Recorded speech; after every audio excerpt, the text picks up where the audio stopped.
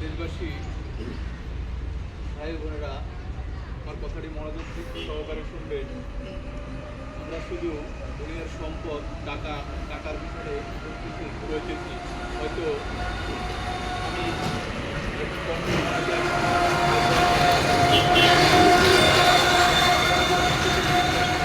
হয়তো আছে আমরা যাদের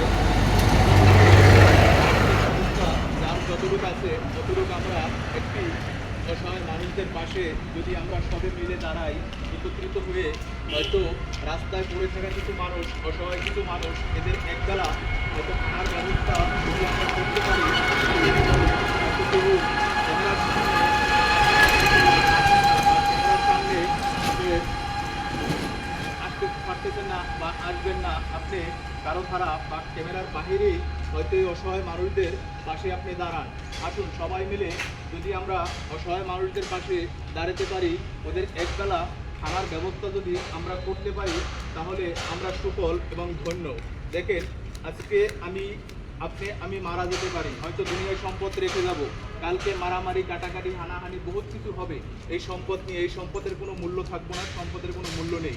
তবে আমার কথাটি শুনে হয়তো আপনাদের খুব খারাপও লাগতে পারে। যদি খারাপ লাগে, বন্ধুটি হলে ক্ষমা করবেন। তবে আসুন তবে সহযোগিতার হাত বাড়িয়ে দিই। আসসালামু আলাইকুম, ভালো থাকবেন।